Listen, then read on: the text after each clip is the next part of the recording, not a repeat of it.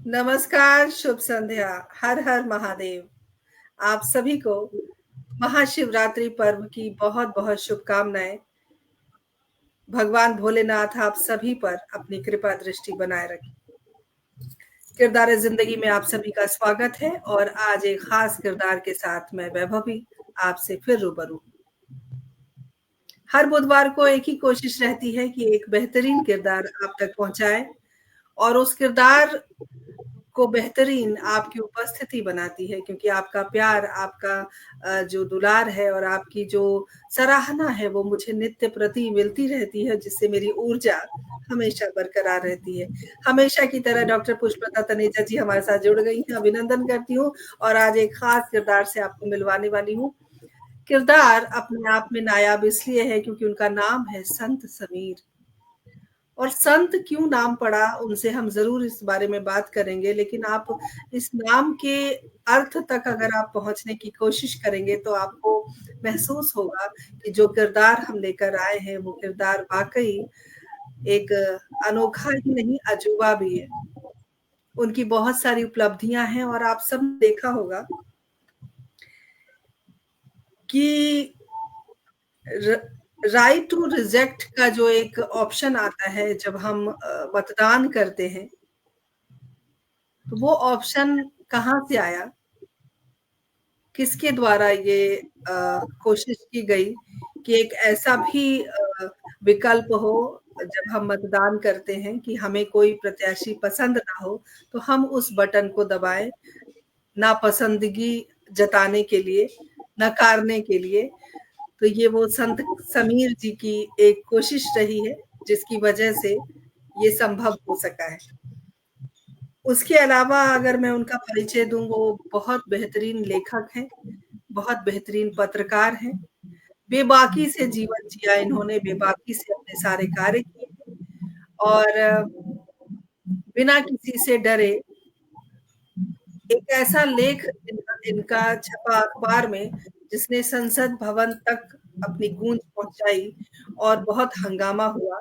उन तमाम बातों पर हम इनसे बात करेंगे। इनकी बहुत सारी पुस्तकें हैं जिसका ज़िक्र मैं ज़रूर यहाँ करना चाहती हूँ और एक विशेष बात भी बताना चाहती हूँ कि जब किसी को भी कोई बीमारी हो जाए, कोई परिस्थिति ऐसी आ जाए जब लगे कि जीवित रहना मुश्किल है, उस समय जो बच्चा है वो अडिग रहता है और यमराज से लड़ाई करता है और आज समीर बन के हमारे साथ। तो उनकी पूरी जीवनी आज हम 1 घंटे में कोशिश करेंगे खंगालने की। उसके अलावा छोटा-सा मैं उनका परिचय पढ़ना चाहती हूँ क्योंकि बहुत सारी उनसे हमें बातें करनी है। खुला खत लिखा करते थे विधायकों के नाम, जो बहुत सुर्खियों में रहे रहे हैं खत, बहुत चर्चा हुई है इनकी, क्योंकि इनकी बेबाकी को ही आज हम यहाँ नमन करने आए हैं। कुछ पुस्तकें इनकी हैं, कुछ सम्मान हैं, मैं आप सबको बताना चाहती हूँ। हिंदी की वर्तनी नाम की एक पुस्तक है, जिसको पुरस्कार भी प्राप्त है। उसके अलावा अच्छी हिंदी कैसे लिखें, इस पर भी इन्होंने कार्य किया है। सफल लेखन के सूत्र इन्होंने स्वदेशी संवाद सेवा प्रकाशन इलाहाबाद के द्वारा पुस्तक आई है। उसके अलावा विलोम कोश की भी इन्होंने रचना की। साप्ताहिक हिंदुस्तान एक अध्ययन, इस विषय पर भी इनकी पुस्तक आई है। दैनिक हिंदुस्तान एक अध्ययन, इस पर भी एक पुस्तक आई है। स्वतंत्र भारत की हिंदी पत्रकारिता, इस पर भी एक पुस्तक आई है। पत्रकारिता के युग, स्वदेशी चिकित्सा, सौंदर्य निखार, सब तमाम जो विषय मैंने अभी आपको जो शीर्षक अभी सुनाए हैं पढ़कर, वो सब पुस्तकें हैं। और अगर सम्मान की मैं बात करूं, भारत सम्मान 2011 में आपको प्राप्त है, जो कि सरोकार की पत्रकारिता के लिए है। माधवराव स्मृति समाचार पत्र भोपाल द्वारा हिंदी की वर्तनी पुस्तक पर महेश गुप्ता राष्ट्रीय पत्रकारिता सम्मान आपको 2012 से प्राप्त है। और कोरोना काल में विशिष्ट चिकित्सीय योगदान तथा वैकल्पिक चिकित्सा पद्धतियों पर विशिष्ट काम करने के लिए स्वास्थ्य भारत स्वास्थ्य दूत सम्मान आपको 2022 में प्राप्त है, और मैं बताना चाहती हूँ कि जब वो बच्चा अपनी लड़ाई लड़ रहा था अपने जीवन के लिए, उस बच्चे ने अपनी एक दिशा बनाई चिकित्सा की ओर, और क्या कुछ किया उन्होंने। कोरोना में कितने मरीजों की इन्होंने जान बचाई, रक्षा की, स्वयं की रक्षा की पहले, जीवित हो उठे और बहुत लोगों की जान बचाई। बहुत सारे कार्य इन्होंने किए और बहुत सारी उनकी उपलब्धियां हैं। मैं चाहूंगी कि हम तहे दिल से उनका अभिवादन करें, उनका अभिनंदन करें और उनसे बहुत सारी बातें करें। तो चलिए, बिना किसी विलंब के मैं संत समीर जी को अपने स्टूडियो में आमंत्रित करती हूँ। सर, बहुत बहुत स्वागत, अभिनंदन आपका। नमस्ते, बहुत बहुत धन्यवाद आपका वैभवी जी, और जो लोग भी मेरे सामने हैं, सुन रहे हैं मुझको, आपने बहुत ही सुंदर खैर मेरा परिचय दे ही दिया है, जैसा भी है। और कोई इतना बड़ा काम मैं अपना कभी मानता नहीं हूँ, लेकिन अगर मेरे काम से कुछ लोगों को बल मिलता है, प्रेरणा मिलती है, तो अच्छा लगता है, अच्छा लगना भी चाहिए। तो मैं शायद बचपन से बात शुरू करूं जी, कि सबसे पहले तो मैं पुनः आपका अभिवादन करती हूँ पूरी टीम की ओर से, और हमारे साथ कुछ दर्शक जुड़े हैं, उनका भी अभिवादन हम करते हैं। डॉक्टर पुष्पलता तनेजा जी जुड़ गई हैं, पुनीत शुक्ला जी हमारे साथ जुड़े हैं, बहुत बहुत अभिनंदन। और जिस शख्सियत की वजह से आपसे मुलाकात हुई, आदरणीय प्रदीप गौतम जी हमारे साथ जुड़ गए हैं, बहुत बहुत अभिनंदन, स्वागत करती हूँ। और विशेष आभार व्यक्त करती हूँ प्रदीप जी, बहुत नायाब किरदारों से आपने मिलवाया है, ये एक विशेष कार्य है। समाज आपका ऋणी रहे न रहे, हिंदी साहित्य संस्थान हमेशा आपका ऋणी रहेगा। और चूंकि जब हम सर कार्यक्रम को शुरू करते हैं, तो हम चाहते हैं कि जो किरदार हमसे जुड़े हैं वो अपने परिवार के बारे में बताएं, कुछ हमारे दर्शक भी जानना चाहेंगे। तो मैं चाहूंगी कि आज का जो कार्यक्रम है वो आपके पारिवारिक पृष्ठभूमि से शुरू हो, क्योंकि उसके बाद आप संत कैसे बने, आपको कौन सी बीमारी ने इतना घेर रखा था कि वो जिजीविषा और जो ऊर्जा है वो आपने चिकित्सीय पद्धति की ओर आपको अग्रसर करती हुई लेकर आई। इतना सब कुछ हुआ आपके जीवन में, तो मैं चाहूंगी कि पहले आप परिवार के बारे में हमें बताएं। बहुत अच्छा लगा। एक तो प्रदीप गौतम जी यहाँ मौजूद हैं, उनको बहुत बहुत नमन है मेरा।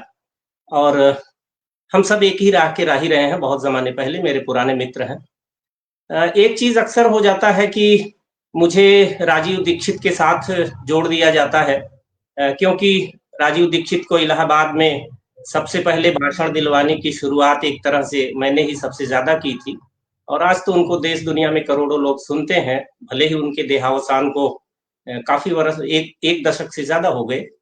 तो प्रदीप भाई भी उसी जमाने के साथी हैं।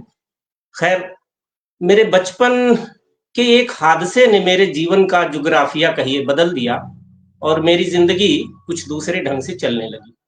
लेकिन उस हादसे को बताना, आपने चूंकि इशारा कर दिया है, बताना इसलिए अच्छा लग रहा है, जरूरी लग रहा है कि उससे शायद सुनने वालों को ये लगे कि जिंदगी में कितनी भी मुसीबत आ जाए, कितनी भी बड़ी मुश्किल खड़ी हो जाए, लेकिन कभी हौसला नहीं हारना चाहिए। अगर हौसला बना हुआ है तो जिंदगी रास्ते दे देती है। इसके साथ मैं ये बता दूं कि बात करने का मेरा शौक रहा है। राजीव जी के साथ जोड़ने के नाते लोग समझते मैं भाषण भी शायद अच्छा देता होऊंगा, लेकिन भाषण मैं नहीं देता हूँ, बातचीत कर लेता हूँ। लिखना अलग बात है, वो मेरे लेखों पर जो भी हो जाए, कभी हंगामा वगैरह, वह अलग बात है। तो मैं बदकही की ही शैली में कुछ बातें फुटकर सी बताने की कोशिश करूंगा कि शायद वह आपकी जिंदगी में काम आए इस लिहाज से।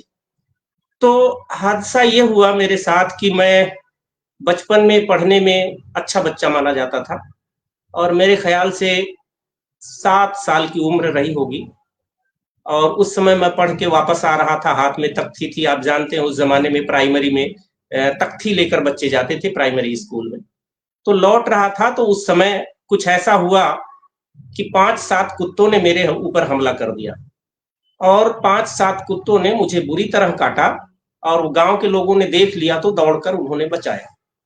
तो इतना बड़ा हादसा था ये। लेकिन उस जमाने में आमतौर पर कुत्तों के काटने पर इंजेक्शन वगैरह लगाने की बात लोग बाद में सोचते थे, पहले झाड़-फूँक करके जो है इलाज का तरीका तलाशा जाता था। उसमें विश्वास था उस इलाके में वैसे भी। तो झाड़-फूँक से कुछ हुआ, कुछ बाल कहीं से निकल आया घाव से और सबसे, तो मान लिया कि सब ठीक है। और सचमुच 1 साल तक कोई असर नहीं हुआ, कोई परेशानी नहीं हुई, सब कुछ चलता रहा। लेकिन 1 साल बाद अचानक मेरी जीभ उलट गई, ज़बान बंद हो गई और इसके बाद हालत इतनी खराब हुई, इतनी तेज़ी से खराब हुई कि सारे डॉक्टरों ने जवाब दे दिया। उस ज़माने में हमारा घर जो था, मेरी पैदाइश दरअसल डॉक्टर राम मनोहर लोहिया का इलाका है अकबरपुर, वहाँ पड़ोस में जलालपुर है, जहाँ जलालपुर से अनवर जलालपुरी का नाम आप सब जानते होंगे, बहुत बड़े महान शायर रहे हैं, गीता का उर्दू में अनुवाद किया। तो संजोग ही है कि अनवर जलालपुरी बाद के दिनों में जब बड़ा हुआ, उनसे परिचय हुआ, तो मुझे बहुत मानते भी थे। तो उसी इलाके का मैं हूँ, मेरी पैदाइश वहाँ की है। तो खैर साल भर बाद जब असर आ गया, बड़े घर का बच्चा था, तो बड़े-बड़े डॉक्टर सब जो कहीं नहीं जाते थे, वो भी हमारे घर आ जाते थे।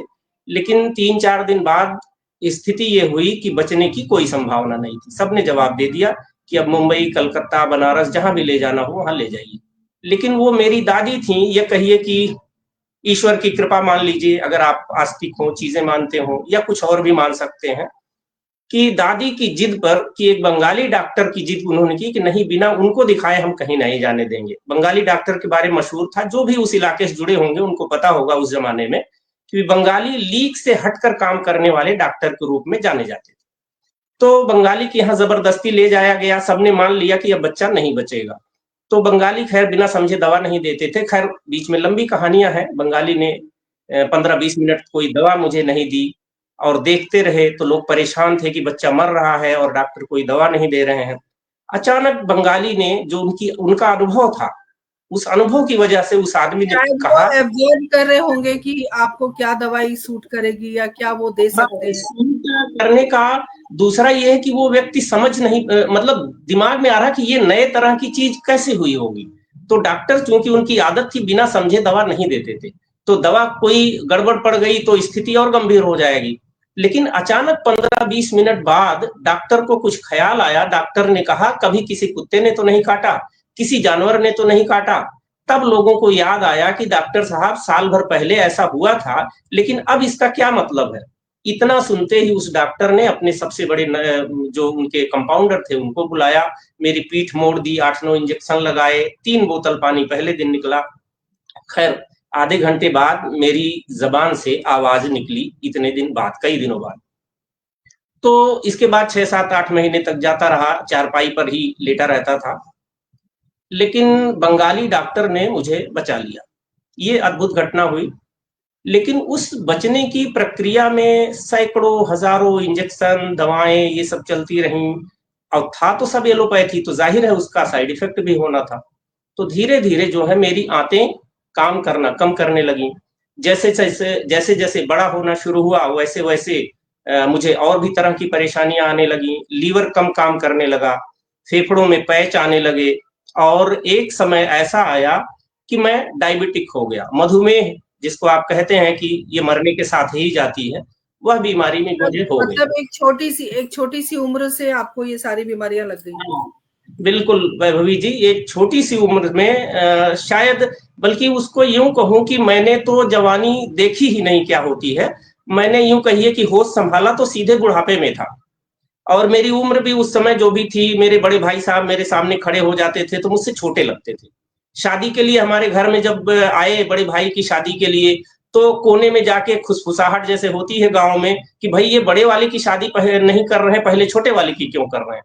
तो लोगों को बताया गया कि नहीं भाई, बड़ा जो है यही है, ये दूसरा छोटा है। तो मेरा शरीर काफ़ी खराब हो गया था। अब तो मैं काफ़ी ठीक हूँ, लोग नहीं तो पहले वाले जो जानते हैं वो कहते हैं साहब आपको तो ढूँढना पड़ता है कि आप हैं कहाँ? अभी तो मैं दिखाई देता हूँ कम से कम इतना है। फिर एक समय आया कि डॉक्टरों ने कहा कि 30 वर्ष की उम्र आपकी आखिरी है, इससे ज़्यादा चलना मुश्किल है। क्योंकि चीज़ें मेरा हृदय जो है वो भी काफ़ी बड़ा हो गया था, बल्कि संजोग ये था उस समय मैं इलाहाबाद आ गया था। पढ़ने में ठीक था, तो जो पहले तो 5वीं भी बोर्ड से जिला बोर्ड होता था, 8वीं भी बोर्ड से उसकी भी परीक्षा होती थी, 10वीं 12वीं तो खैर अब भी होती है।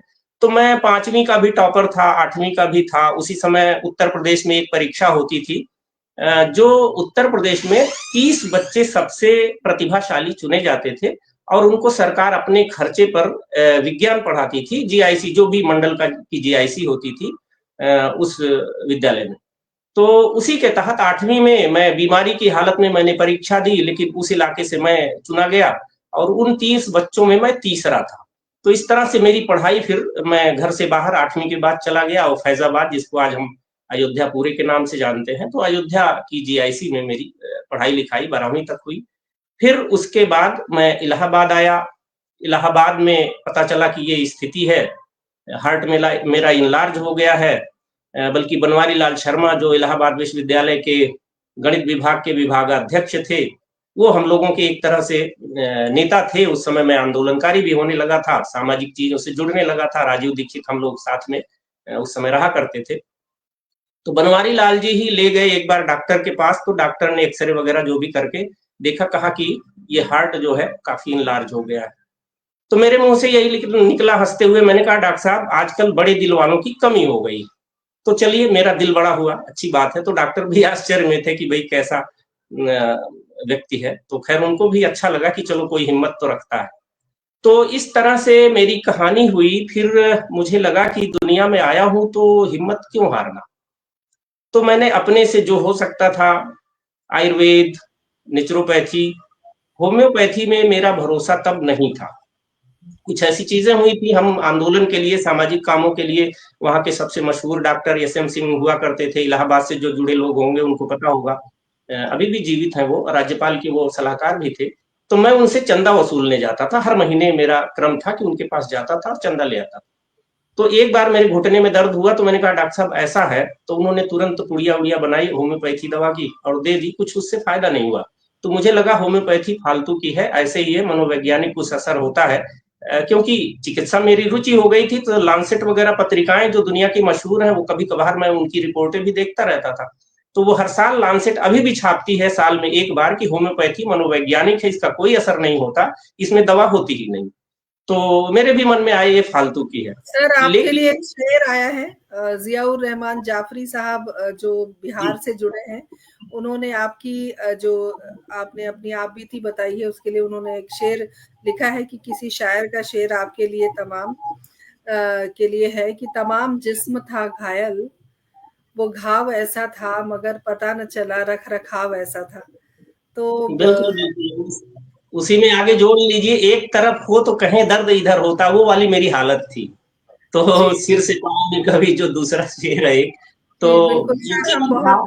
जी, जी, जी, हम आपको सुन रहे हैं और बहुत देखिए, मार्मिक कथा आपकी है। इससे पहले आप अपनी कथा को आगे बढ़ाएँ। हमारे साथ आशुतोष शुक्ला जी जुड़ गए हैं, अभिनंदन करती हूँ आपका। पुनीत शुक्ला जी हमारे साथ बने हुए हैं, बहुत-बहुत अभिनंदन। डॉक्टर पुष्पलता तनेजा जी हमेशा की तरह लगातार बनी हुई हैं। संजय जी हमारे साथ जुड़ गए हैं, बहुत-बहुत स्वागत, अभिनंदन है और आप सभी से एक ही गुज़ारिश करती हूँ, इस कार्यक्रम को ज़्यादा से ज़्यादा शेयर कीजिए, ताकि ज़्यादा से ज़्यादा लोगों तक हमारे संत समीर जी की बात पहुंच सके। जी सर, बताएं। तो इसके बाद ये हुआ कि एक ऐसी घटना हुई और मुझे कोई एक सज्जन थे, उन्होंने कहा कि नहीं मैं आपको ले चलता हूँ, मेरे लीवर में बहुत दर्द हुआ करता था। तो एक होम्योपैथ के पास ले गए मुझे, वो तो मैं बेमन से चला गया, लेकिन वो बड़े, एक तो पैसे नहीं लेते थे और बड़े सेवा भाव से वो जो है इलाज वगैरह का करते थे। तो खैर उन्होंने कुछ सोचा विचारा, बातचीत की और एक दवा दी। पहली बार मुझे लगा कि होम्योपैथी में कोई असर तो है, क्योंकि पहली बार जो कई दिन से दर्द हो रहा था, अचानक उसमें कमी आई। तो मुझे लगा कि शायद कुछ है। फिर मैंने उसको ध्यान से देखना शुरू किया और जब मैंने होम्योपैथी को देखना शुरू किया और कुछ प्रयोग करने शुरू हुए किए, तो मुझे ज़िंदगी का क्या कहिए कि जीवन का बिल्कुल एक दूसरा सिरा नज़र आया। और मैं इस नाते अब सबको कहता हूँ कि जी हो सके तो आप होम्योपैथी का 2-4 असर देख लीजिए, फिर उसके सिद्धांत ज़रूर पढ़ लीजिए, आप इलाज करें ना करें। आप इससे धर्म, दर्शन, इतिहास, भूगोल, कई चीज़ों की समझ के बारे में आपकी दृष्टि खुलेगी। आपको फिर ये मजहबी झगड़े और कई सारी चीजें वो बिल्कुल दूसरी तरह से दिखाई देंगी। तो होम्योपैथी को मैं यूं कहिए भौतिकता और आध्यात्मिकता के बीच का एक सेतु जैसा समझता हूँ, क्योंकि ये सच है कि होम्योपैथी में आपने कभी देखा होगा, इस बहाने बाकी तो सर चर्चा हम बाद में आपने करेंगे। आपने सेतु का जिक्र किया, तमाम दर्शकों को, श्रोताओं को एक बात और बताना चाहती हूँ कि आप सब ने राम सेतु का जो मुद्दा, अभी एक फिल्म भी बनी उसके ऊपर, और राम सेतु का जो मुद्दा था वो मुद्दा इनके द्वारा ही उठाया गया था, इसलिए भी ये हमारे लिए खास किरदार है। तो सर, सेतु का जिक्र किया तो मुझे लगा कि मैं दर्शकों को बता दूं, उस पे भी हम आएंगे, और मैं चाहूंगी कि आप जल्दी से अपनी इस रोचक कहानी को समाप्त करें, क्योंकि हमारे पास बहुत सारे प्रश्न हैं, बहुत सारी बातें हमें करनी है। खैर, तो इस तरह से मैं होम्योपैथी का भी थोड़ा सा ज्ञाता हो गया, और उसका असर जो है मुझे अच्छा लगा कि कोविड जब आया तो काफी लोगों की सेवा की, और जो चैनल वाले इतना डरा रहे थे, दुनिया को डरा रहे थे, लेकिन चूंकि मैं पत्रकार रहा और हिंदुस्तान टाइम्स में चीफ कॉपी एडिटर में रहा, तो उसके नाते भी ये सारे चैनल वाले इलाज कराने ज्यादातर मेरे पास आ रहे थे। वो दुनिया को डरा रहे थे कि अस्पताल जाइए, लेकिन उनको पता था कि अस्पताल गए तो कोई भरोसा नहीं है, मेरे पास आ रहे थे। मैंने अपने हाथ से करीब 1,500 लोगों का इलाज किया, और मेरे पर्चे जो वायरल हुए उनसे 2-2.5 लाख लोगों ने इलाज किया। बल्कि अच्छा लगेगा, आप सब जानते ही होंगे, आलोक पुराणिक का नाम मुझे याद आ गया, तो तमाम सारे लोग हैं, संदीप पांडे वगैरह हैं जिनको मैग्सेसे वगैरह मिला, तमाम चीजें हैं। आलोक पुराणिक ने एक दिन मुझे फोन किया कि संत जी, आपके पर्चे से मैंने 9 पड़ोसी कोरोना रोगियों को ठीक कर दिया। मैंने कहा बहुत अच्छा। तो इस तरह से चीजें हुई हैं, और बाकी लिखना पढ़ना ये मेरा चलता ही था। मेरे कुछ लेखों पे, बल्कि मुझे याद आ रहा है, ये 1994 का शायद समय था, हाँ 1994 था, और सितंबर का शायद महीना था, और उस दिन मेरा वाइवा चल रहा था एमए का, स्नातकोत्तर का वाइवा मैं देने गया था। और जब लौट के आया, गांधी भवन में इलाहाबाद विश्वविद्यालय का डिपार्टमेंट है, तो हम सबका डेरा वहीं लगा रहता था, राजीव दीक्षित वगैरह सब वहीं रहते थे। तो राजीव जी आए, उन्होंने कहा कि तुमको पता है क्या हुआ आज, कुछ मालूम है घटना? तो मैंने कहा नहीं, कुछ नहीं पता है। तो उन्होंने कहा कि जाके टेलीविजन देखो। तो खैर पता चला कि मेरे लेख पे संसद में हंगामा चल रहा था। तो वो था साहित्यकारों के तीर्थ में साहित्य का चकला घर, ये लेख था, नवभारत टाइम्स ने बहुत इज्जत से छापा हुआ था उसको। तो ये सारी घटनाएं फिर भयंकर विषय है सर जी। और बाकी बाद में राम सेतु का मुद्दा, वो जो आपने जिक्र कर दिया, 12 उस पर भी हम बात करेंगे सर, लेकिन ये जो जिस लेख का आप जिक्र कर रहे हैं, जिससे संसद को भी हिला दिया था, उसके बारे में हमारे दर्शकों को कुछ बताएं। ये साहित्यकारों के तीर्थ में साहित्य का चकला घर, दरअसल कुछ ऐसा मामला था उस समय, बहुत ही अश्लील किस्म की फन फैंटेसी, इस तरह से कहीं डेबनॉयर वगैरह के नाम जो लोग जानते होंगे, तो इस तरह की अनाप शनाप पत्रिकाएं फैली हुई थी, और इसमें बड़े बड़े लोग लिख रहे थे। उसमें राहुल सिंह, खुशवंत सिंह, कुलदीप नैयर, टॉम मॉरिस, इतने बड़े बड़े लोग। तो इन चारों को मैंने हिट करते हुए और फिर ये लेख लिखा पूरे माहौल पर, और साहित्यकारों के तीर्थ में साहित्य का चकला घर नवभारत टाइम्स ने छापा। और अच्छी बात है, उस लेख के बाद जो हंगामा मचा, जो आंदोलन हुए, उससे ये सारी पत्रिकाएं बंद हुई, उन पर रोक लगी, और मुझे बहुत अच्छा लगा। उससे थोड़ी मेरी इज्जत भी मेरे मन में आई कुलदीप नैयर के प्रति। कहा तो मैंने बहुत ही वैसा लिखा था। बाद में कुलदीप नैयर ने मुझसे बाकायदा माफी मांगी कि नहीं, सचमुच मुझसे गलती हुई, मैं ऐसी चीजों में मुझे पता नहीं था, लिख के जो भी किया। तो मैं उस समय तो बच्चा ही था, अपनी उम्र ही क्या थी। तो उस लेख की छोटी सी ये घटना है, बाकी तो उस पर तमाम चीजें हुई बाद में, वो अलग कहानियां हैं।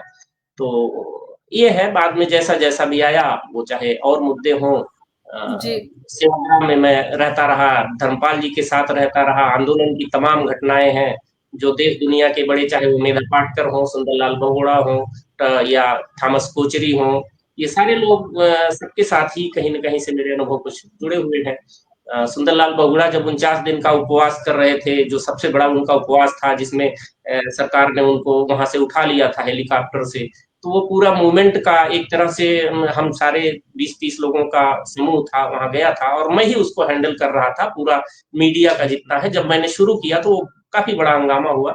बाद में कोर्ट ने जो है सुंदरलाल बहुगुणा जी के पक्ष में फैसला भी दिया हमें लोगों, बल्कि हम 4-5 लोग जो न्यायाधीश उस समय थे, मदन मोहन मालवीय जी के पौत्र, जिनको हम कहते हैं जस्टिस गिरधर मालवीय। तो गिरधर मालवीय, हम लोगों पर इतना भरोसा था कि उन्होंने घर में बुला के छुट्टी के दिन बहस सीधे उन्होंने कहा, ये आज बता रहा हूँ, उस जमाने में बताता तो हंगामा मच जाता। उन्होंने सीधे कहा कि आप लोग जो कहिए हूबहू वही फैसला मैं इसमें लिखवा देता हूँ। उनको पता था कि हम दुश्मन का भी बुरा नहीं चाहते, इस नाते हम कोई गलत फैसला कहेंगे नहीं लिखने को। तो इस तरह की भी घटनाएँ हुई, तो हमने एक छोटी-सी जो भी किया देश में स्वदेशी वगैरह जी, को लेकर सर सवाल तो बहुत सारे हैं। हमारे साथ हमारे पटल के मुख्य सलाहकार आदरणीय सुरेंद्र शर्मा सागर जी जुड़ गए हैं, अभिनंदन करती हूँ। डॉक्टर विनीता साहनी हमारे साथ जुड़ गई हैं, बहुत-बहुत अभिनंदन, स्वागत। आप सब कृपया कार्यक्रम को शेयर करते रहें और हमारे साथ बने रहें। जैसे कि आपने बताया इतनी परेशानियाँ, इतनी बीमारियाँ और एक छोटी-सी उम्र से इतनी परेशानी आपके साथ रही, बावजूद उसके आपने इतनी पढ़ाई की और इतना लेखन कार्य, आपने इतनी सारी पुस्तकें, तो ये सब कैसे संभव हो पाया? असल में वैभवी जी, पढ़ाई के मामले में ये एक तरह से मैं कहूँगा कि मेरे साथियों को काफ़ी भ्रम है, और जो लोग भी मेरा खैर वो वेबसाइट पे भी जो लोग पढ़ते हैं संतसमीर.com से, या मेरे जो सोशल मीडिया का है, फेसबुक वगैरह है, उस पर भी जो लोग देखते हैं, तो उनको लगता है शायद मैंने बहुत ज़्यादा पढ़ाई की होगी, बहुत किताबें पढ़ी होंगी। ऐसा कुछ बहुत ज़्यादा नहीं है। मैंने बस आप जैसे समझदार लोगों को सुन-सुन के कुछ चीज़ें समझी हैं, और बल्कि सही कहूँ तो जैसे व्याकरण पर मेरी किताबें हैं, और देश के 4-6 जो हिंदी के बड़े विद्वान हैं, उनमें ज़बरदस्ती मेरा नाम है, मैं ज़बरदस्ती कहूँगा। केंद्रीय हिंदी निदेशालय की जो विद्वानों की सूची है, उसमें मैं रहा, और पिछली बार की सारी मीटिंगों में वो सब, या केंद्रीय ये जो ये उत्तर प्रदेश आपका की हिंदी। बड़प्पन है सर, जो आप ऐसा सोचते हैं। एक पुरस्कार आपको जो प्राप्त है, एक सौंदर्य निखार की एक पुस्तक है, उसके बारे में भी हमारे दर्शकों को बताएं। ये असल में उस जमाने की बात है, तब मैं इलाहाबाद में ही था, और चिकित्सा पर चूंकि था, राजीव जी का ही कहना था, राजीव दीक्षित ने कहा कि इस पर लोग कुछ लिखने की जरूरत है, तो मुझसे उन्होंने चाहा कि मैं लिख दूं इस पर, क्योंकि चिकित्सा में मेरी वो थी ही। तो मैंने एक स्वदेशी चिकित्सा करके लिखा, बहुत मशहूर हुई, मेरे ख्याल से लाखों प्रतियां उसकी बिकी। और फिर इसके बाद ये हुआ कि सौंदर्य निखार, और महिलाओं की दृष्टि से, कि महिलाएं जो केमिकल बेस्ड चीजों के जाल में फंस गई हैं, या फंसाई जा रही हैं मल्टीनेशनल इन सबके द्वारा, तो कैसे हम अपने देश की, अपनी सभ्यता की, अपनी संस्कृति में जो चीजें इस्तेमाल होती रही हैं, और आयुर्वेद के हिसाब से या जड़ी बूटियों के हिसाब से घर में जो चीजें मौजूद होती हैं, उनके हिसाब से कैसे महिलाएं जो है अपनी देख रेख का काम कर सकती हैं। तो उस लिहाज से वो किताब थी, और प्रभात प्रकाशन के यहाँ वो नए रूप में शायद छपने की स्थिति में है अब। स्वदेशी चिकित्सा भी काफी मोटी हो गई है, पहले पतली थी, तो वह किताब भी है। तो वो महिलाओं के लिए थी, बाकी तो कोई नहीं, सबके लिए ही है। तो इस तरह का था सौंदर्य निखार, जिसको मैंने लिखा, वो महिलाओं के जी, प्रति एक पुष्टि सी, जो स्वदेशी की भावना के साथ आपने जी, आपने जैसे बताया स्वदेशी की भावना, चूँकि आजकल वोकल इंडिया का प्रचलन चल गया है, जो स्वदेशी को लेकर, जैसे पहले विदेशी चीज़ों को गांधी जी ने जलवाया, और अब स्वदेशी की तरफ हम लोग पुनः अग्रसर हैं। और तमाम दर्शकों को एक बात और बताना चाहती हूँ कि जिस स्वदेशी की भावना को लेकर आज हम चल रहे हैं, संत समीर जी ने बहुत साल पहले, शायद आपको याद हो, डालडे के बारे में जिक्र हुआ था। तमाम दर्शकों को मैं चाहूंगी कि वो वाकया भी आप बताएं, क्योंकि देखिए मेरा मानना है कि जो लोग फ्रंट पर होते हैं, देखिए मैं सामने हूँ, लेकिन मेरे पीछे मेरी पूरी टीम है। जो शक्ति है वो टीम चला रही है, लेकिन मैं सामने हूं तो इसलिए लोग मुझे पहचानते हैं। तो वही चीजें हो रही हैं कि आपने बहुत सारे कार्य किए, लेकिन वहां पर आप पर्दे के पीछे थे, और हम चाहते हैं कि आज पर्दे पर आकर उन तमाम बातों पर हम आज गौर करें, उनके बारे में बात करें। तो उस डाल्डे का जिक्र हम जरूर करेंगे। आर.एन. सिन्हा जी हमारे साथ जुड़ गए, अभिनंदन करती हूँ। और बहुत सारी पुस्तकें भी हैं, पुरस्कार भी है आपके साथ। और राम सेतु के बारे में तमाम दर्शकों को आप जरूर बताएं कि जो राम सेतु को हटाने की बात चल रही थी शिपिंग कंपनी की ओर से, जो जैसा कि हमने सिनेमा में देखा, तो उसका जो एक, उसकी जो परिकल्पना थी वो आपकी थी। और वही बात हो गई कि जो सामने होता है उसी का नाम होता है, जो पर्दे के पीछे हजार लोग हैं उनके बारे में कोई बात नहीं करता। तो हम चाहते हैं कि इसके बारे में भी हमारे दर्शकों को बताएं कि संत समीर ने ये परिकल्पना की थी, जो आज यथार्थ में हम देख पा रहे हैं। स्वागत है, इस बारे में अब जरूर। मैं दरअसल मेरी रुचि कुछ अजीब रही है कि नाम करने में मेरी बहुत ज़्यादा रुचि नहीं, सबकी होना चाहिए, नाम होना चाहिए, लेकिन मेरा ये है कि मैं यूँ कहिए कि सीट मैं पढ़ाई में भी चाहे जो हो, अगर टीचर सामने से अध्यापक ना कह दे, तो मैं एकदम आखिरी सीट पे बैठना पसंद करता था हमेशा से।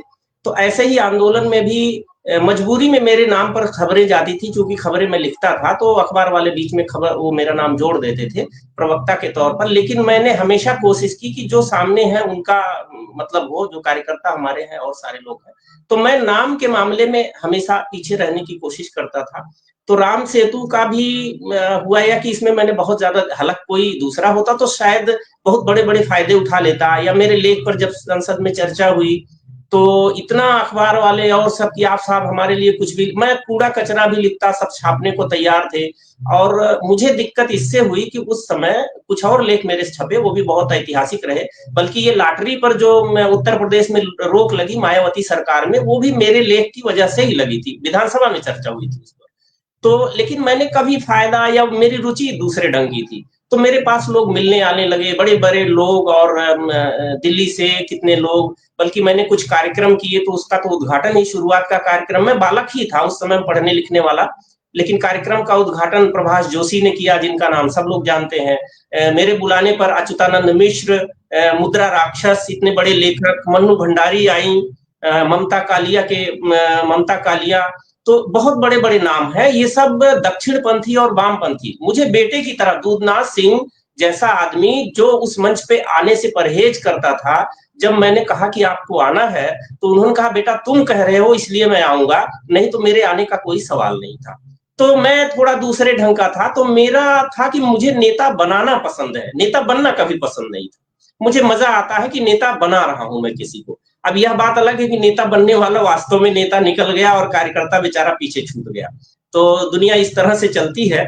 तो उस ज़माने में यही था। मुझे 1900 ये 2006 के आसपास इंडिया टुडे में बहुत ज़रा-सी खबर पता चली, और फिर राम सेतु से मुझे कुछ वहाँ से तमिलनाडु की तरफ से कुछ खबर पता चली कि वहाँ बुलडोज़र चलाए जाने की बात हो रही है, जहाज के जाने के रास्ता बनाने के लिए। तो ज़ाहिर है सरकारों को अपनी विरासत से बहुत ज़्यादा मतलब तो था नहीं, उस समय जो सरकारें थी वैसे भी तब दूसरे ढंग के लोग थे, तो वो बिल्कुल बुलडोज़र वहाँ चलने की स्थिति थी और तोड़ना शुरू कर दिया गया था। तो मुझे लगा कि राम सेतु जैसा भी हो, और उस विरासत को अगर खत्म कर दिया गया, तो हम बाद में तो उस पर शोध भी नहीं कर पाएँगे। ये तो बहुत ही बड़ा मतलब देश के इतिहास के साथ बहुत बड़ा अपराध होगा। तब मैंने नासा वगैरह की कुछ रिपोर्ट थी और सारी चीज़ें मैंने इकट्ठा की, जुटाई, और फिर मैंने इस पर एक लेख लिखा, और वह लेख अमर उजाला ने 12 फरवरी 2007 को छापा। और उसके बाद जो हंगामा हुआ, मैंने उसमें थोड़ा, जो आज की सरकार है भाजपा की, इनको थोड़ा-सा मैंने लताड़ भी लगाई थी। तो मैंने कहा भई अयोध्या में क्या कहते हैं, राम मंदिर है, सामने कुछ बाबरी मस्जिद है, हिंदू-मुसलमान बनता है, तब तो आप वहाँ जा रहे हैं कुछ करने हंगामा, और जहाँ कोई सामने मुसलमान नहीं नहीं है, कुछ नहीं है, वहाँ आप शांत हैं। तो ये क्या है? फिर मेरे पास फ़ोन आया कि नहीं साहब, आप हम पर वैसा आरोप लगा रहे हैं, हम तो टीम बना के वहाँ जा रहे हैं, तो ऐसे-ऐसे करें। मैंने कहा बहुत अच्छा, कम से कम आप जाइए, उसको बचा सकते हो तो बचाइए, क्योंकि ये देश की बात है, ये किसी धर्म मज़हब की बात नहीं है, ये कम से कम विरासत तो हमारी बचनी चाहिए, जैसी भी। तो खैर वह आंदोलन चला, फिर बाद में उसी के बाद मुझे अचानक याद आया कि कुछ समय बाद एक सज्जन मेरे पास आए, उन्होंने कहा कि इस बार नारद सम्मान के लिए आपका नाम चुना गया है। तो मेरा पुरस्कार वगैरह लेने में और सब में कोई बहुत दिलचस्पी नहीं थी, मैंने कई पुरस्कार ऐसे ही मना कर दिए हैं। लेकिन जब बहुत आत्मीयता वाला कोई होता है तो बात अलग होती है। तो मैंने पूछा कि ये क्या है, कैसे है? तो कुछ उन्होंने जो भी बताया, फिर उन्होंने जो नाम लिया उस समय, वो था डॉक्टर सुब्रमण्यम स्वामी का। और डॉक्टर सुब्रमण्यम स्वामी उस समय किसी पार्टी में नहीं थे, और राम सेतु के लिए सुप्रीम कोर्ट चले गए थे, वो लड़ रहे थे उसके लिए। तो मुझे लगा कि मैंने कहा चलो भाई, एक इतने जोशीले आदमी के हाथ से अगर पुरस्कार मिलना है तो कोई बात नहीं, मैं स्वीकार कर लूंगा। तो मैं गया, खैर वो नारद सम्मान हर साल, वो पत्रकारिता का आदि पुरुष अगर हम किसी को कहते हैं तो वो नारद है। नारद का जो चरित्र है वो आप देख सकते हैं, तो नारद को पत्रकारिता का आदि पुरुष कहा जाता है। तो वो नारद के नाम पर वो सम्मान था, तो वो मैंने खैर जाके ग्रहण किया। तो राम सेतु की घटना खैर इस तरह से हुई। बाद में खैर उस पर फिल्म वगैरह बनी, फिल्म दूसरे ढंग से बनी, वो कोई शायद बहुत ज्यादा वो नहीं थी। अब मेरी कोई रुचि नहीं थी, इस नाते मैंने संपर्क भी नहीं किया कि वो क्या बन रही है क्या नहीं बन रही है, उसमें क्या दिखाया मुझे कुछ नहीं अंदाजा है। तो बाकी जो लोग लड़े, जो लोग गए, नाम उनका होता है। जैसे नोटा में जो अदालत में जाएगा नाम उसका दिखाई देगा, और नाम में मेरी वैसी कोई बहुत ज्यादा वो रही नहीं थी, इस नाते काम हो जाए मेरे लिए वो महत्वपूर्ण था। जी।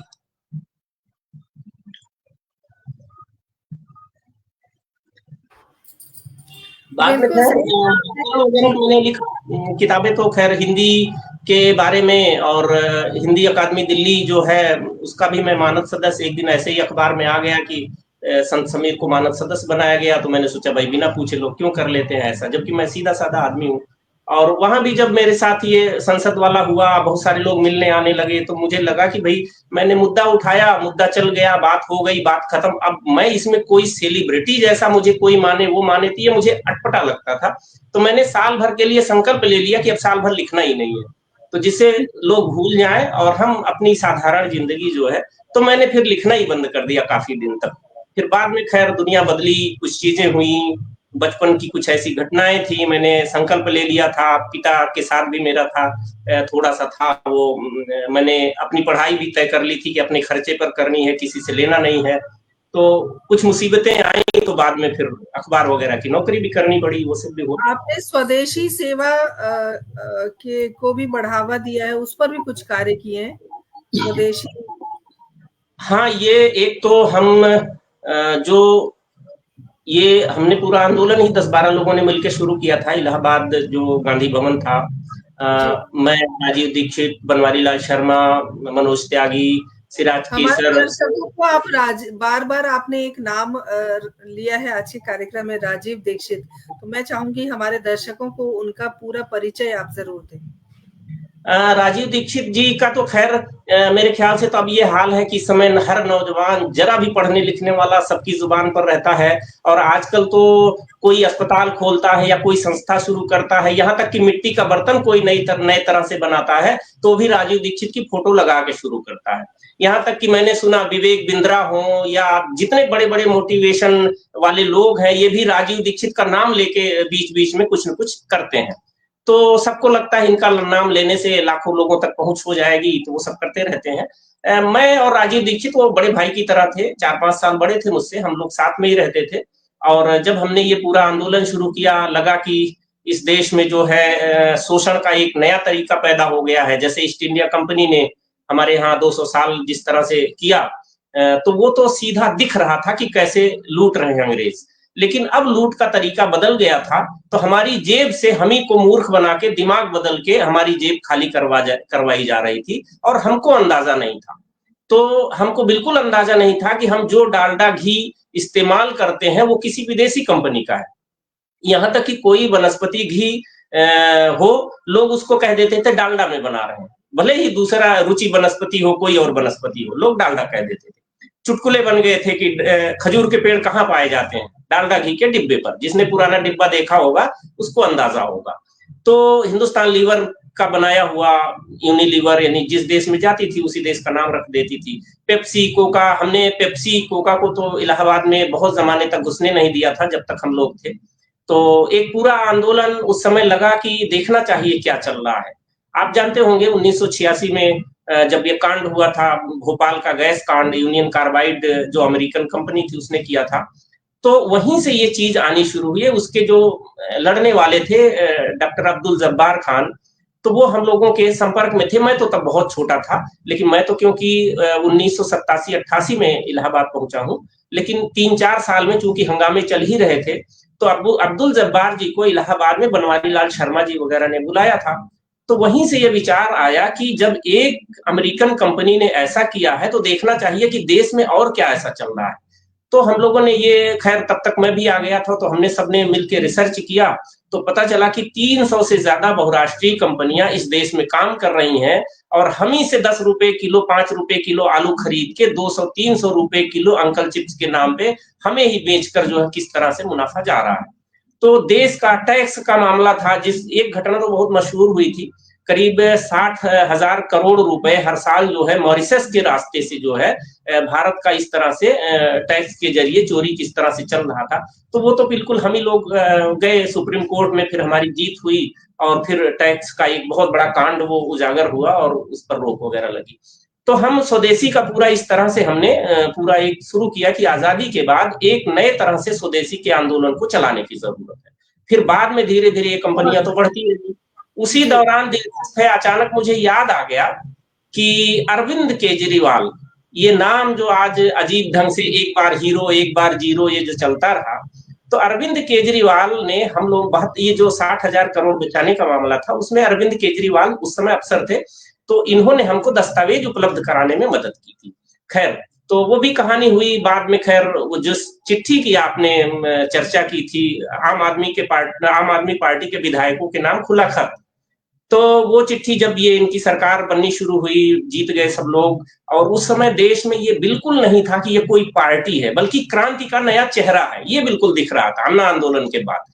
तो हर आदमी उम्मीद में था कि देश बदल रहा है, हमारे जैसे लोग उम्मीद में थे। तो मुझे लगा कि मेरा अपना जो कर्तव्य हो सकता है, तो मैंने एक चिट्ठी लिखी, वो 13-14 पेज की थी, और वो चिट्ठी जाने कितने अखबारों में गिन भी नहीं सकता। वो स्वदेश वगैरह के, तो मान लीजिए मेरे पास कतरन रखी हुई है, जो मध्य प्रदेश वगैरह के बड़े अखबार हैं, तो सबने, किसी ने फ्रंट पे छापा, किसी ने बीच में एडिटोरियल पेज पे छापा, किसी ने कुछ छापा, तो जितना जो छाप पाया, क्योंकि वो था 7-8 हजार शब्दों का, तो 4-5 हजार से ज्यादा तो कोई छाप नहीं पाता।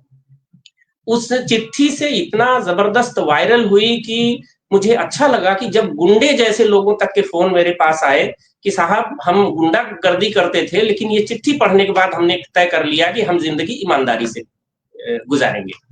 और वो चिट्ठी के बाद पहली बार जब अरविंद केजरीवाल मंत्री बने, मुख्यमंत्री बने, फिर इस्तीफा दे के बाहर आ गए, तब उनके यहाँ से फोन आया मेरे पास कि आपसे अरविंद जी मिलना चाहते हैं, कुछ सलाह मशवरा करना है, चिट्ठी पर कुछ काम करना। तो मैंने कहा भाई वो चिट्ठी है, कोई प्रोजेक्ट वर्क नहीं है, लेकिन फिर भी मैं आऊंगा, अगर कुछ भी अच्छी सलाह हुई तो मुझे कोई समस्या नहीं है।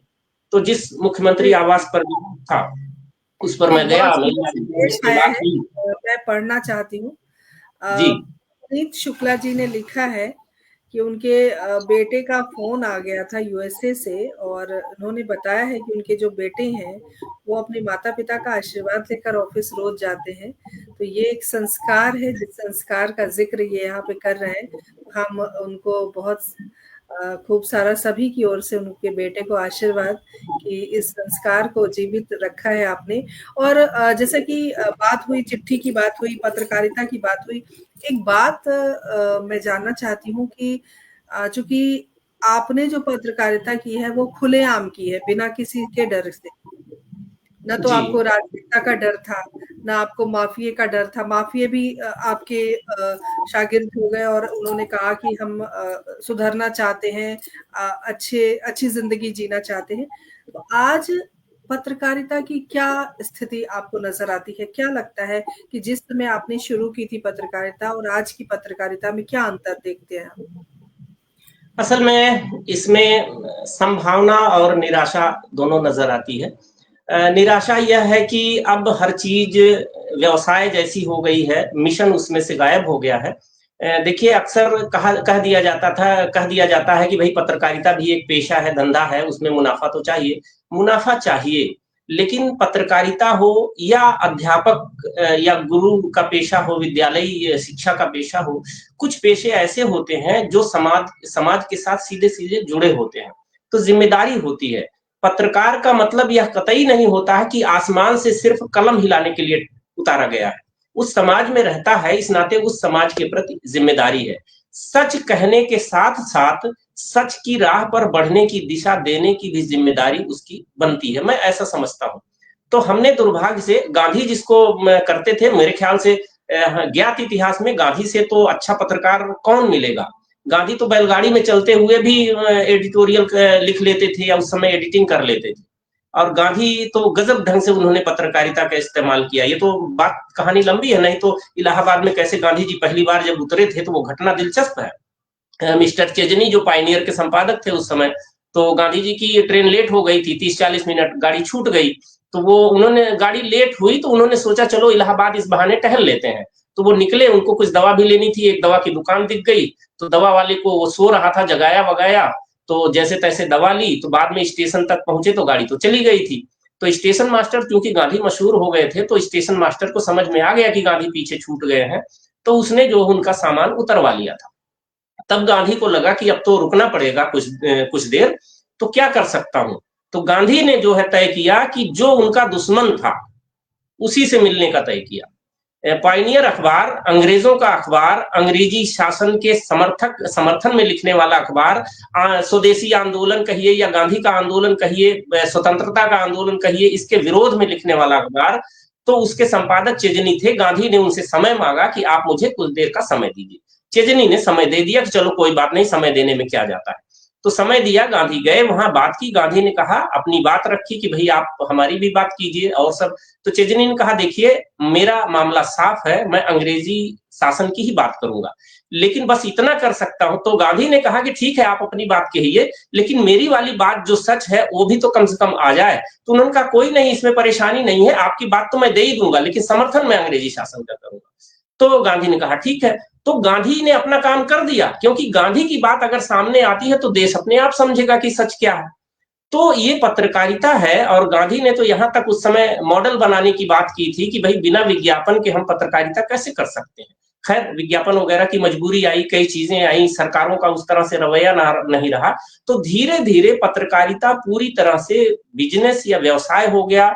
और पत्रकारिता के आज के चेहरे को अगर देखें तो उसमें जो एक दूसरा मैनेजमेंट वाला चेहरा है, उसका पत्रकारिता से लेना देना लगभग ना के बराबर है। तो उसको तो पता ही नहीं लिखना पढ़ना क्या होता है, तो वो सिर्फ प्रोडक्ट की तरह पत्रकारिता को देखता है। तो आज ये के समय यही सच्चाई है, आज की ये समय की समस्या है। और दूसरा ये है कि पत्रकार जो संपादक है, धीरे धीरे जो मैनेजमेंट बढ़िया कर सकता है वो संपादक होने लगा। कुछ ही लोग गिने चुने हुए जिनको हम ढंग का कह सकते हैं, वरना प्रभाष जोशी के बाद तो संपादक देखने को तो भी नहीं सर मिलते आज आज हैं। आज का कटु सत्य आपको क्या लगता है, क्या क्या कहेंगे आज की पत्रकारिता के बारे में? लेकिन मुझे ऐसा लगता है कि इसी में से, इसी वजह से पत्रकारिता का धीरे धीरे जो इसकी विश्वसनीयता है वो घटनी शुरू हुई, लोगों का भरोसा कम होना शुरू हुआ। नहीं तो किसी समय में अखबार में कुछ छप जाए तो उसको लोग ब्रह्म वाक्य समझते थे। तो ये स्थिति कम होने के नाते सोशल मीडिया या यूं कहिए यूट्यूब, फेसबुक वगैरह वगैरह, ये सारा कुछ जो आया, तो इसमें जो आम आदमी है उसने मुखर होना शुरू किया। उसमें गड़बड़ियां भी हुई, उच्छृंखलता हुई, बिना संपादन के कोई चीज आ रही है, एकदम अराजकता भी हुई, लेकिन उसी में से धीरे धीरे परिपक्वता का एक दायरा भी बनना शुरू हुआ। तो धीरे धीरे अब आप देखेंगे कि कुछ जो बिल्कुल वाहियात किस्म के चल रहे हैं, तो उसके बीच में कुछ अच्छे किस्म की भी चीजें आनी शुरू हो गई हैं, धीरे धीरे उस तरफ भी लोग जा रहे हैं। तो मेरा मानना है कि जो मुख्य धारा की पत्रकारिता जिसको हम कहते हैं, इसको धीरे धीरे हो सकता है सुधरना पड़े, नहीं तो यह मुख्य धारा नहीं, यह गौण हो जाएगा। और मुख्य धारा की पत्रकारिता पता चला सोशल मीडिया पर ही ज्यादा विश्वसनीयता के साथ कुछ लोग उभर कर आएंगे और पत्रकारिता के एक नया चेहरा पैदा हो सकता है।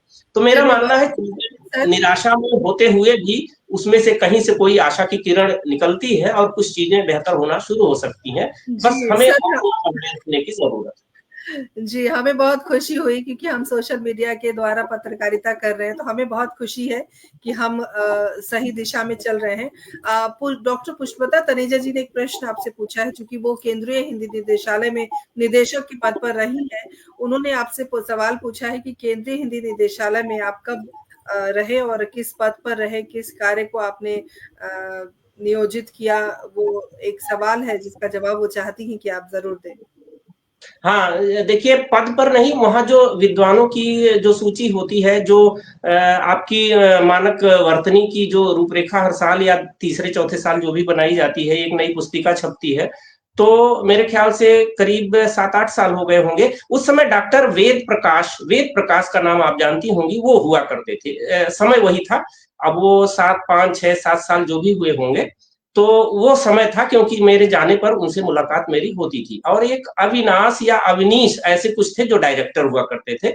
तो उस 3-4 साल में मैं वहाँ जो है उनकी विद्वानों की उसमें था, और एक जो मेरे हाथ से सबसे अच्छा काम हुआ था, जिसको मैं अच्छा महसूस करता हूँ, चूंकि हिंदी से जुड़ा हुआ मामला है, कि पंडित गौरी शंकर हीरानंद ओझा, उनकी भारतीय लिपिमाला, प्राचीन भारतीय लिपिमाला, जिस किताब का मैंने सिर्फ नाम सुना हुआ था, और वो इतनी ऐतिहासिक किताब है कि उसने अंग्रेजों की जबान बंद करवा दी थी।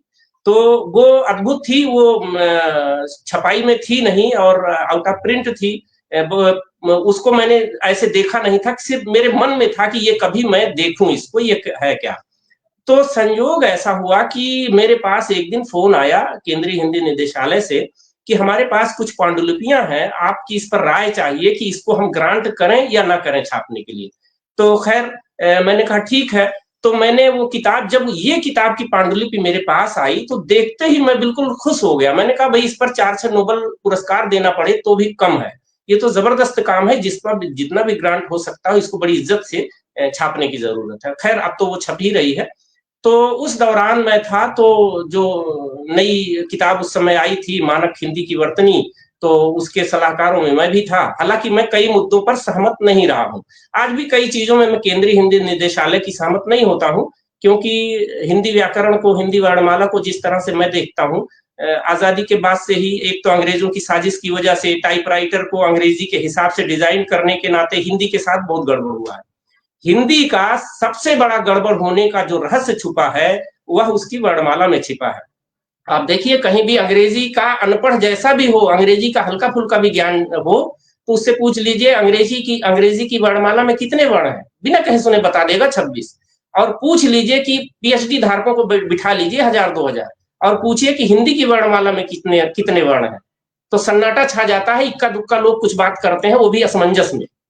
और किसी से पूछिए श्रृंगार में जो श्रा हम लिखते हैं, शाह लिखते हैं, इस्तेमाल होता है श्रृंगार में पहला वाला, वो वर्णमाला में कहाँ है? लोग एकदम कहते हैं कि अरे ये तो हमने देखा ही नहीं। ये अजीब सी स्थिति है, हमें हमारी वर्णमाला के बारे में ठीक से नहीं बताया गया। हिंदी में कहीं हम बिंदी लगा देते हैं, कहीं हम आधा ना लगा देते हैं। एक सज्जन संपादक थे और पांडे जी थे, तो अपने नाम में पांडे में आधा ना लगाते थे। तो और पंडित लिखना हुआ तो पा के ऊपर बिंदी लगाते थे। तो मैंने कहा ये बताइए पांडे जी, आपने अपने नाम में अधाड़ा लगाया हुआ है, पंडित में बिंदी लगाई हुई है, ये मामला क्या है? कहे नहीं ये तो मैंने बचपन से यही देखा हुआ है पांडे में अपने, तो इसलिए लगा रहा हूं।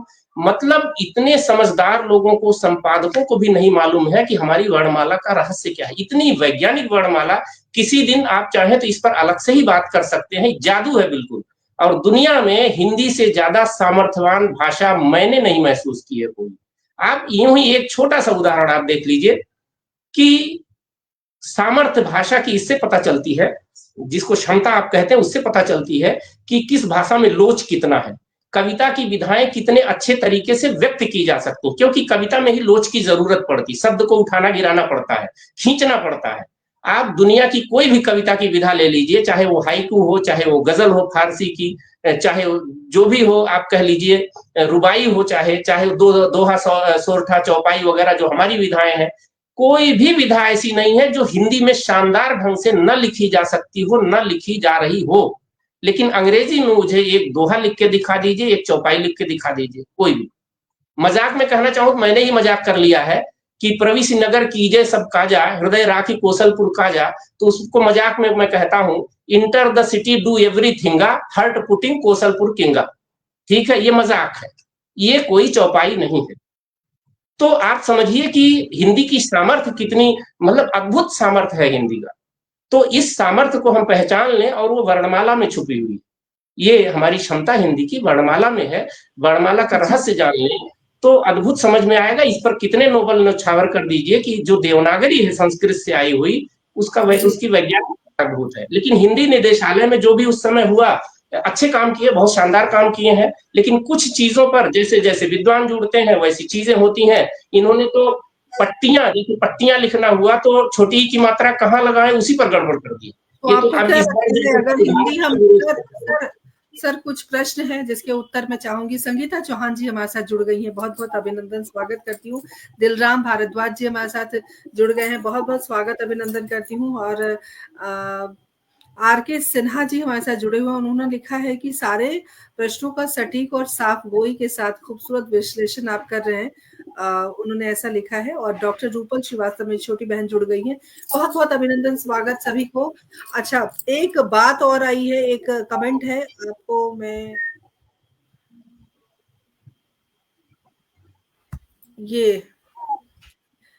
ये कमेंट आया है, जो है सुरेंद्र शर्मा सागर जी की ओर से। उन्होंने लिखा है कि हम श्रृंगार ऐसे लिखते हैं जो कि गलत है, और जो सही श्रृंगार लिखना है वो इस तरह से हम लिखते हैं। तो क्या ये श्रृंगार सही है आपके हिसाब से? असल में मैं यहाँ से देख तो नहीं पा रहा हूँ कैसा लिखा गया है, लेकिन ज्यादातर 90%। ठीक है, ठीक है। 90 प्रदीप गौतम जी, ऐसे ही बता देता हूँ, साधारण सा वो समझ में आ जाएगा। श्रृंगार 90% या उससे ज्यादा गलत तरीके से लिखा जा रहा है। ये कैसे लिखा जा रहा है? जैसे एक रचना है शाह, असल में ये श्रा, जिसको हम श्रा, श्रा का मतलब जैसे श्री लिखना हुआ, तो श्री में भी वही वाला शाह हम इस्तेमाल करते हैं। तो उसमें शाह जो है उसमें बीच में रेफ है, एक तिरछी रेखा है, तब बड़ी की मात्रा लगाते हैं, श्री होता है। तो बड़ी की मात्रा आप हटा दें तो श्रा हुआ। होता क्या है कि श्रा में आप री की मात्रा नहीं लगा सकते। श्रा आपने लिख दिया और उसमें री की मात्रा कैसे लगा? ये वैसे हुए जैसे क्रा आपने लिख दिया, तो क्रा में आप री की मात्रा कैसे लगाएंगे? जैसे कृषि लिखना हुआ तो वो रेफ बीच वाला नहीं रहेगा, तब आप मात्रा लगा पाएंगे री की, तो जो स्वर है री। तो इसी तरह से श्रा में जो है वो बीच वाली डंडी नहीं होनी चाहिए, तो तब जाके मात्रा आप नीचे री की लगाइए, ऊपर बिंदी लगाइए, श्रृंगार। नहीं तो जाके पहले जो की तो हिंदी कैसे लिखेंगे? हिंदी की बात आपने कही कि कभी बिंदी लगा देते हैं, कभी आधा न लिख देते हैं, तो अगर हम हाँ, ये सवाल दरअसल बड़ा अच्छा है, लेकिन ये थोड़ा लंबा भी है, छोटा भी है, लेकिन साधारण सी बात है कि वास्तव में सही और वैज्ञानिक तरीका, देवनागरी का जो वैज्ञानिक तरीका है, उसमें साधारण सी बात है कि हमारी वर्णमाला में एक तो सबसे पहले 2 लाइनें स्वर हम देखते हैं, छोटा बड़ा वगैरह वगैरह, ये स्वर देखते हैं। इसके बाद वर्ग देखते हैं, का वर्ग, का ख ग घ, चा वर्ग, टा वर्ग, ता वर्ग, पा वर्ग, ठीक है, ये 5 वर्ग हैं। इसके बाद नीचे है ऊष्म और अंतस्थ ध्वनियां हैं, या रा लावा, जो 8 ध्वनियां ये हैं। इसमें क्षात्रज्ञा ये है ही नहीं, ये फालतू का लोग पढ़ाते हैं। ये तो का और शा मिलके, या त्रा में ता और रा मिलके, तो या जो ज्ञा पढ़ा देते हैं, ज्ञा वो है नहीं, वो ज्ञा है, जा और या है, लेकिन हिंदी में उच्चारण खराब हो गया है। स्वामी रामदेव जैसे लोग अभी भी सही उच्चारण उसका करते हैं। तो ये 8 जो है ऊष्म ध्वनियां जो अंतस्थ है, और ऊपर स्वर है, बीच में वर्ग है। सर, जैसे कि आपने कहा कि रामदेव जी अभी भी सही उच्चारण करते हैं, मैंने कई बार सुना है यज्ञ। हाँ, यज्ञ, यज्ञ, यज्ञ, यही सही उच्चारण है। यज्ञ शुद्ध नहीं है। हाँ, यज्ञ सरासर गलत है, लेकिन हिंदी में इतने जमाने से हो गया तो चलो मैं भी हिंदी बोलना हुआ तो यज्ञ बोलता हूँ, लेकिन जैसे ही मैं संस्कृत बोलूंगा तो यज्ञ बोलूंगा। हालांकि हो सकता है धीरे धीरे जैसे भाषा में भी हम अंग्रेजी जब जानने वाले हो गए तो हमने जो है अल्मुनिया को एल्युमिनियम साफ साफ कहना शुरू कर दिया, या डॉक्टर साहब कहते थे तो डॉक्टर साहब हमने कहना शुरू कर दिया। हो सकता है धीरे धीरे यज्ञ को धीरे धीरे यज्ञ हम सही रूप में आने लगे, वह भी हो सकता है। लेकिन यज्ञ है, ज्ञान है, विज्ञान है, विज्ञान नहीं है वो। तो गा और या नहीं है, जा और या है। तो ये है, ये वर्णमाला बताई जानी चाहिए थी। इसी नाते क्या है कि अगर ये जो आधा ना, आधा मा, ये जो पंचम, जो 5 वर्ग हैं, उसके आखिरी वाले वर्ण जो होते हैं उनको कहते हैं पंचमाक्षर, अनुनासिक ध्वनियां। जैसे का खा गा घा, का खा गा घा ङा, ये ङा जो है 5वां जो है, ये पंचमाक्षर है, अनुनासिक है। इसी तरह से चा छा जा झा ञा, टा ठा डा ढा णा, ता था दा धा ना, पाफा बाभा मा। तो ये मा 5वां जो है, जितने भी हैं ये पंचमाक्षर है। तो अब इसमें होता क्या कि कहीं भी ये नासिक की ध्वनि आ जाए, टंकार वाली ध्वनि, जिसको अंग साधारण भाषा में कहिए, लंबा नहीं बता रहा हूं, तो टंकार वाली, मान लीजिए पंखा लिखना हुआ, पंखा, या गंगा, तो ये गंगा में अंग आ रहा है, तो ये होगा जो है जिसके पहले ये आ रहा है उसी वर्ग का इस्तेमाल होगा नासिक की ध्वनि, अनुनासिक या 5वां। तो गंगा में गा के पहले आ रहा है, पंखा में खा के पहले आ रहा है। तो ये खा किस वर्ग का है? का वर्ग का है। का खा गा घा गा, गा भी का वर्ग का है। तो इसका मतलब गा के पहले खा के पहले उसका उस वर्ग का पांचवा अक्षर आना चाहिए। तो गंगा में आपने संस्कृत देखी होगी या कहीं जो पुराना देखा होगा हिंदी भी, तो वहां गा और ङ आधा ङ हल लगा के फिर गा पर आ की मात्रा गंगा। पंखा इसी तरह से पा ङ और खा पर आ की मात्रा पंखा। इसी तरह से कुछ भी गंदा लिखना हुआ तो गंदा में हम देख रहे हैं, या धंधा लिखना हुआ तो धा के पहले आ रहा है अंग न टंकार वाली, और दा के पहले आ रहा है गंदा में। तो दा जो है जिस वर्ग का है, नहीं ता था दाधा ना, या इसी तरह धा भी ना उसी वर्ग का है, ता वर्ग का। तो यहाँ आधा ना आना चाहिए क्योंकि धा के पहले और दा के पहले आया है। तो गंदा में आधा ना, हिंदी में भी दा के पहले है तो आधा ना आना चाहिए। पंप लिखना हुआ तो पा के पहले आ रहा है तो आधा मां होना चाहिए। इसी तरह से जो जितने भी पंच लिखना हुआ, पंचायत पंच, तो चा के पहले आ रहा तो चा वर्ग वाला आखिरी वो नासिक की ध्वनि यानी इया। तो इसी तरह गांडीव, जैसे जो लोग पुराना गांडीव लिखते हैं, या पांचजन्य, अभी भी जो पांचजन्य पत्रिका आती है उसमें आप देखेंगी तो चा के पहले वही इया लिखा हुआ मिलेगा, पांचजन्य चा के पहले आ रहा है। ये साधारण विज्ञान है। इसी तरह से जो बिंदी है वो अनुस्वार है, जो हम बिंदी हर जगह इस्तेमाल करने लगे।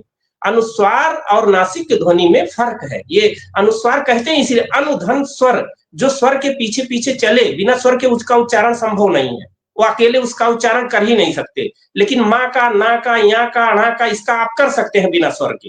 तो ये जो अनुस्वार है उसका क्षेत्र पहले है, जो या रा ला वा, जैसे सिंह है, संयम है, तो या के पहले आया, हा के पहले आया, तो इसलिए यहाँ बिंदी लगेगी, अनुस्वार लगेगा। ये साधारण सा विज्ञान 5 मिनट में समझ में। आपने विज्ञान हमें बताया, जो कि अब विज्ञान बोलने की आदत हमें भी डालनी पड़ेगी। और जैसा कि सुरेंद्र भाई साहब ने लिखा है कि स्वामी रामदेव विज्ञान ही बोलते हैं, और पुनीत शुक्ला जी ने बताया है कि गूगल ट्रांसलेशन के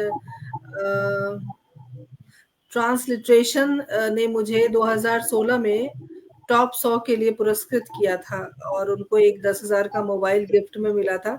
ये उन्होंने अपनी बात साझा की है। बहुत शुभकामनाएं आपको। और हिंदी भाषा में विदेशी शब्दों का समावेश कहाँ तक उचित है, एक प्रश्न आया है।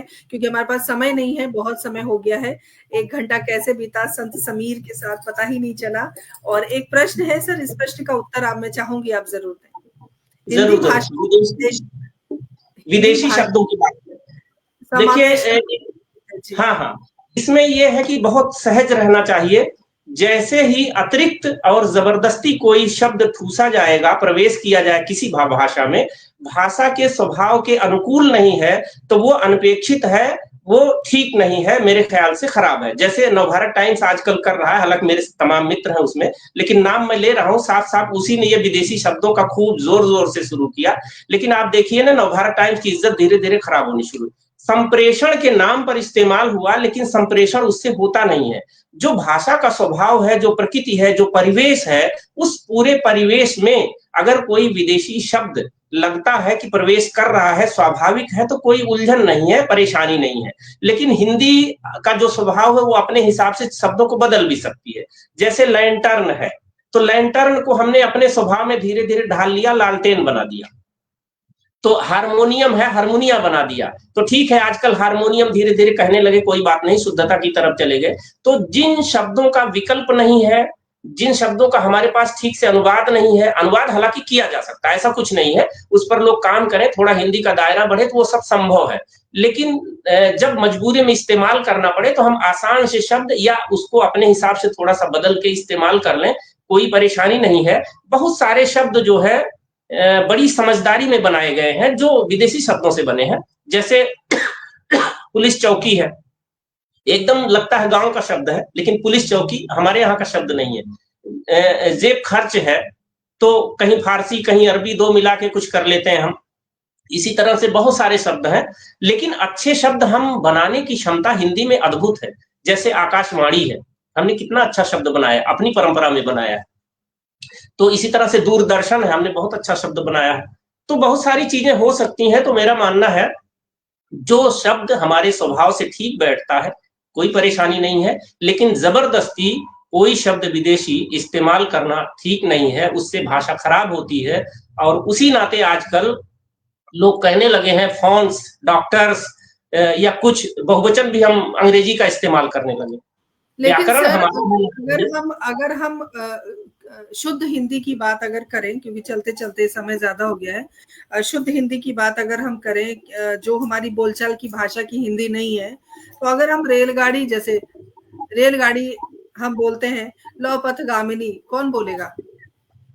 हाँ, नहीं बात सही है। असल में लौह पथगामी ये सब मजाक में बनाए गए हैं, जिनको हम आजकल वो मजाक के तौर पर देखते भी हैं। तो उनके बहुत रेलगाड़ी को भी हमने जो है आधा तो हिंदी का ही है, गाड़ी तो हमने हिंदी से ही लिया है, रेल हमने वहां से लिया, दोनों को मिलाकर एक शब्द बना लिया है। लेकिन उसको जब कुछ लोगों ने कहा अच्छा इसका अनुवाद कीजिए, तो किसी ने लौह पथगामी कर दिया, किसी ने कुछ भक अड्डा कर दिया, कुछ कर दिया। लेकिन ये कोई तुरंत तो नहीं चीजें होती, उन पर सोचना पड़ता है। और दूसरा, संस्कृत में जो उपसर्ग प्रत्यय और धातुओं को मिलाकर प्रातिपदिक को मिलाकर शब्द बनाने की परंपरा उतनी अद्भुत है, ये सब बहुत आसान है और बड़ी आसानी से कुछ लोग लगेंगे तो ये सारे विकल्प निकल आते हैं। तो मेरा एक और मानना बात ये है। आपसे आपसे बात करने के दौरान एक और बात सामने आई। रूपल श्रीवास्तव लिखती हैं कि जैसे कूल फील को कुल्फी का नाम दे दिया गया, तो इस तरह से नाम बदलते गए हमारी सहूलियत के हिसाब से। देखिए, हमारी ज़रूरत और हमारी सहूलियत के हिसाब से हमने भाषा को रूपांतरित किया है, मुझे ऐसा लगता है। और इतनी सारी आपसे सर बात हुई, इतनी सारी हिंदी भी हमने सीखी, और जो चीज़ें हमें नहीं पता थी, हमारे दर्शकों को शायद नहीं पता थी, वो सारी बातें आपसे हुई आज। और आपने अपने उस परिस्थिति के बारे में भी हमें अवगत कराया जो कि बहुत विकट थी, वहां से आप निकले, संत समीर आप बने, और इतना कुछ आपने किया। चलते चलते हमारे दर्शकों को क्या कहना चाहेंगे आप? नहीं, बस मैं यही कहना चाहूँगा कि जीवन में कितनी भी मुश्किल हो, कभी हिम्मत नहीं हारनी चाहिए। और जैसे बस वही उतना ही समझिए कि जो डायबिटीज़ ज़िंदगी में मरने के साथ जाती है, वो मुझे नहीं है, कोई दवा नहीं खाता, रसगुल्ले खाने का कॉम्पिटिशन कर सकता हूँ। और जब ज़िंदगी 30 साल की आखिरी थी, आज मैं सब बोनस में जी रहा हूँ। तो ज़ाहिर-सी बात है, अगर हिम्मत ना होती, हिम्मत रहने पर रास्ते निकलते हैं। कोई भी परिस्थिति हो, हिम्मत कभी नहीं हारना चाहिए, कैसा भी कुछ आ जाए। और जब हिम्मत रहेगी तो तमाम रास्ते निकलते जाते हैं। और दूसरा आखिरी बात ये कहूँगा, जिसको मैं महसूस करता हूँ, सामने से कोई उसको कम शायद समझ पाए, अपनी भाषा के प्रति और हिंदी हमारी मातृभाषा है और भारतीय भाषाएँ हैं, उन पर भी हमारा जो भी अपनी मातृभाषा के साथ तो रहना ही चाहिए, चाहे वो मैथिली हो, चाहे वो तमिल हो, चाहे तेलुगु हो, जो हो।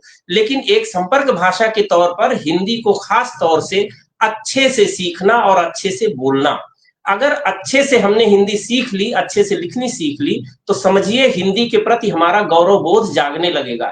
केवल हिंदी हिंदी का प्रचार चिल्लाने से बात नहीं बनती है। अच्छी हिंदी, सुधरी हुई, साफ-सुथरी, व्याकरण सम्मत, जिसको लोग हिंदी सुधारने के नाम पे, सरल करने के नाम पे व्याकरण ही हटाने की बात करते हैं, मेरा मानना उससे हिंदी समाप्त हो जाएगी। दुनिया में उदाहरण लोग दे देते हैं कि संस्कृत साहब इतनी व्याकरण में बध गई, इस नाते खत्म हो गई, ये उल्टी बात है, ये बेवकूफ बनाने के लिए है।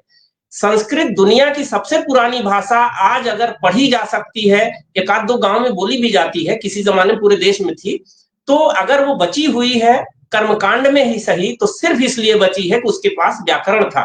और जिनके पास व्याकरण नहीं था, बड़ी आजाद भाषाएं थी, हजारों भाषाएं नष्ट हो गई, उनका आता पता नहीं है। तो हिंदी को साफ सुथरा व्याकरण चाहिए, सरल सा व्याकरण चाहिए, और साफ सुथरा शुद्ध हिंदी, अच्छी हिंदी, सरल हिंदी। शुद्धता का मतलब कठिन कतई नहीं होता, यह एक दिलचस्प विषय है। लेकिन खैर, इतनी सी मैं निवेदन इतना सा करूंगा कि हम अपने बच्चों को ही सही अपनी भाषा के प्रति गौरवबोध जगाएं, उससे हमारी संस्कृति के प्रति भी गौरवबोध जगेगा। बहुत बहुत धन्यवाद आप सबका, आपने मुझे सुना और ये मौका दिया अपनी बात आप सबके साथ करने का। बहुत बहुत धन्यवाद।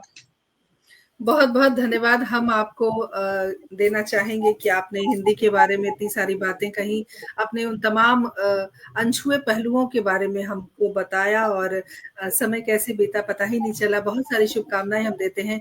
हम चाहते हैं कि जिस तरह से आप अपनी हिम्मत से, अपनी साहस से आगे बढ़ रहे हैं, तमाम जो टूटे हुए लोग हैं, उन्हें ज़रूर ढाँढस होगा, ज़रूर हिम्मत बढ़ेगी कि हम कभी रुके नहीं, झुके नहीं, और हमेशा निरंतर हम चलते रहें, क्योंकि ज़िंदगी चलने का नाम है। और संत समीर जी, आपका बहुत-बहुत हम आभार व्यक्त करते हैं। तमाम सुधी श्रोता जितने भी हमारे साथ जुड़े हुए हैं, सभी का मैं आभार व्यक्त करती हूँ। किसी का नाम अगर रह गया हो तो मैं क्षमा प्रार्थी हूँ। कुसुम लता जी अभी हमारे साथ जुड़ी हैं। रजनी बाला जी हमारे साथ जुड़ी हैं, बहुत-बहुत अभिनंदन, स्वागत। और बहुत सारा साधुवाद भी और आभार भी व्यक्त करते हैं। आपने अपना समय दिया है। अगली बार फिर नई शख्सियत के साथ आऊँगी, तब तक के लिए आज्ञा दीजिए। नमस्कार, जय हिंद, जय भारत, शुभ रात्रि।